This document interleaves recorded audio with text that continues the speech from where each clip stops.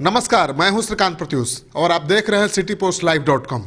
आपके लिए राजनीतिक गलियारे से बड़ी खबर है। जी हां, रालोसपा सुप्रीमो उपेंद्र कुशवाहा को एक और तगड़ा झटका लगा है और उनकी पार्टी के वरिष्ठ नेता भगवान सिंह कुशवाहा आज जेडीयू में अपने दलबल के साथ शामिल हो गए हैं। और भगवान सिंह कुशवाहा आज जेडीयू दफ्तर में अपने हजारों समर्थकों के साथ जेडीयू में शामिल हुए और उन्होंने दावा किया कि 1200 से ज़्यादा पदाधिकारी जेडीयू में उनके साथ शामिल हुए हैं। 35 से बड़े पदाधिकारी जेडीयू के साथ हो गए हैं। यानी उनका दावा है कि रालोसपा को पूरी तरह से उन्होंने तोड़ दिया है। रालोसपा में केवल अब उपेंद्र कुशवाहा रह गए हैं, बाकी पूरी रालोसपा उनके साथ जेडीयू में शामिल हो गई है। तो ये बड़ी खबर है और अब देखना ये है कि भगवान सिंह कुशवाहा बगावत करके रालोसपा से जेडीयू में आ गए हैं। पहले भी वो जेडीयू में थे, मंत्री भी रह चुके हैं बिहार सरकार में, नीतीश कैबिनेट के मंत्री भी रह चुके हैं। एक बार फिर वो घर वापस आए हैं तो क्या उनको पहले वाला महत्व मिलता है? क्या उनको कोई महत्वपूर्ण जिम्मेवारी पार्टी में या सरकार में मिलती है? इस पर सबकी नज़र टिकी हुई है। सुनिए क्या कहा भगवान सिंह कुशवाहा। लोक समर्थक हार्डकोर के साथी आए हैं और खासतौर से पत्रकार बंधुओं से मैं कहना चाहता हूं कि आज के जो मिलन समारोह है इसमें 35 से ज़्यादा राज्य के पदाधिकारी हमारे साथ शामिल हो रहे हैं। लोक समता पार्टी जब बनी उस वक्त हम लोगों ने नहीं था। राष्ट्रीय लोक समता पार्टी के उपेंद्र कुशवाहा जी माननीय अध्यक्ष थे, अध्यक्ष है भी। अभी तो उसमें लड़ाई चल रही है ललन पासवान और उपेंद्र कुशवाहा में, कौन असली रालोसपा है कौन नकली रालोसपा है। लेकिन कई दफ़ा उपेंद्र कुशवाहा जी ने हम लोगों से संपर्क किया। हम उस वक्त भी कई प्रश्न उठाए थे। प्रश्न हमने उठाया था कि क्या आप एनडीए में रहिएगा तब हम शामिल होंगे। उन्होंने कहा कि एनडीए में ही रहेंगे, चूँकि हम जिस धारा की राजनीति करते हैं, जो सामाजिक जीवन जो जीते हैं, जो मेरी रहन सहन है, वे एनडीए की विचारधारा से मिलता जुलता। हमने भरपूर कोशिश की कि आप मत जाइए, यहीं पर रहिए।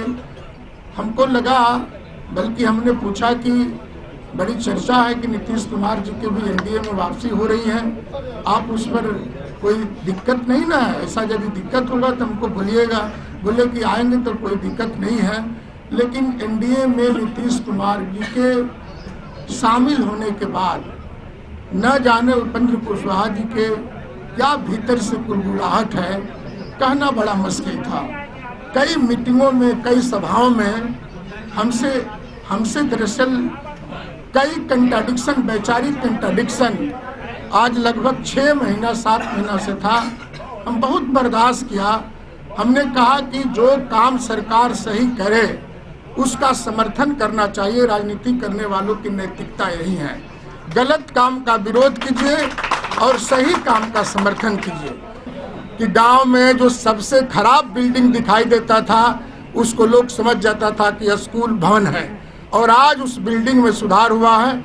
और मैं समझता हूँ कमोबेश सभी प्राथमिक और मध्य विद्यालयों में बिल्डिंग का निर्माण नीतीश कुमार जी के राज में हुआ है। इसलिए हम लोग सकारात्मक चीज़ में समर्थन कीजिए। जो गलत बातें हैं सरकार में रह करके भी सचेत ध्यान आकृष्ट किया जा सकता है।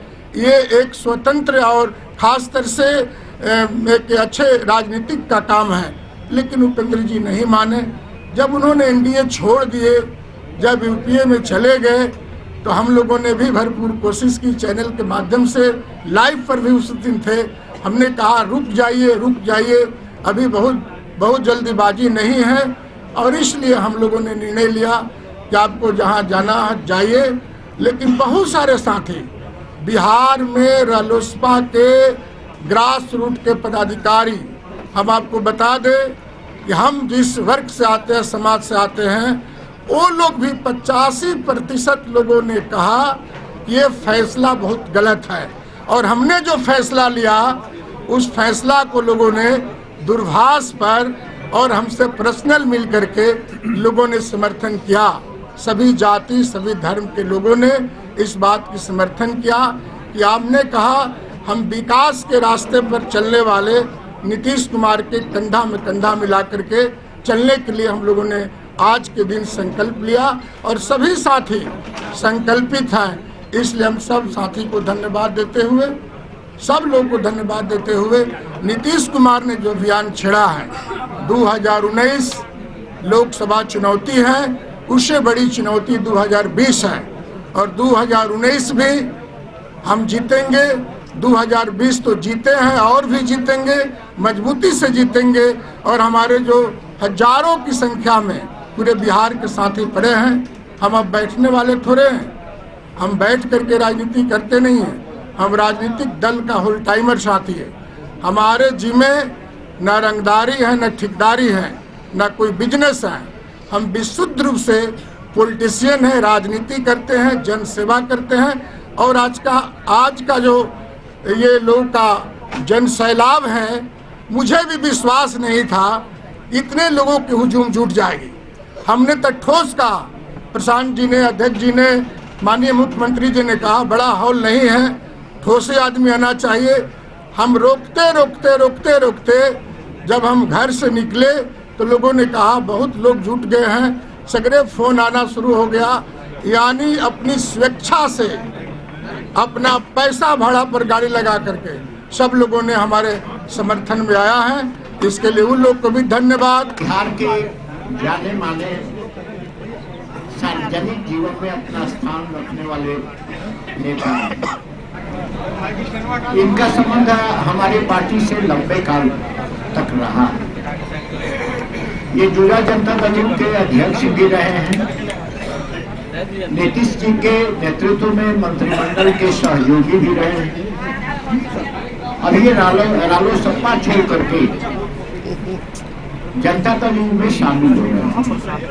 तो आपने सुन लिया किस तरह से उपेंद्र कुशवाहा के सहयोगी भगवान सिंह कुशवाहा जेडीयू में अपने तमाम समर्थकों के साथ शामिल हो गए और काफ़ी उत्साहित हैं। उन्होंने कहा कि उन्होंने कोशिश की थी उपेंद्र कुशवाहा को एनडीए में रोकने की और समझाया था कि हमारा समाज हमेशा एनडीए के साथ रहा है, हमारा रहन सहन खान पान सब कुछ आचार विचार एनडीए से मिलता है और एनडीए में ही बने रहना चाहिए। लेकिन उपेंद्र कुशवाहा नहीं माने और आखिरकार उन्होंने एनडीए को छोड़ दिया। उन्होंने सफाई दी कि रालोसपा में शामिल होने के पहले उन्होंने उपेंद्र कुशवाहा से पूछ लिया था कि आप एनडीए में ही बने रहेंगे या महागठबंधन में जाएंगे।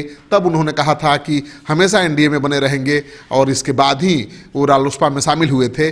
लेकिन जब उपेंद्र कुशवाहा ने रालोसपा को एनडीए को छोड़कर महागठबंधन में शामिल होने का फैसला लिया, तमाम कार्यकर्ताओं पार्टी पदाधिकारियों की इच्छा के विरुद्ध जाकर, तब उन्हें ये फैसला लेना पड़ा है। तो देखिए अब भगवान सिंह कुशवाहा जेडीयू के अंग बन चुके हैं। अब देखना यही है कि क्या नीतीश कुमार उनको उपेंद्र कुशवाहा के विकल्प के रूप में प्रोजेक्ट करते हैं, क्योंकि चर्चा यही है कि प्रशांत किशोर के साथ उनकी पहले बैठक हो चुकी है और आश्वासन उनको मिला है कि जो उपेंद्र कुशवाहा का मान सम्मान एनडीए में था वही मान सम्मान उनको यहाँ मिलेगा और उपेंद्र कुशवाहा के विकल्प के रूप में जेडीयू उनको स्टेट लीडर के रूप में प्रोजेक्ट करेगा, कुशवाहा लीडर के रूप में। तो देखिए क्या होता है, राजनीति में कुछ भी कह पाना बड़ा मुश्किल है। जो भी होगा अच्छा ही होगा। आपको ये खबर अच्छा लगे तो अपने दोस्तों के साथ जरूर शेयर करिए। अगर आपने अब तक हमारे यूट्यूब चैनल को सब्सक्राइब नहीं किया है तो जरूर कर लीजिए।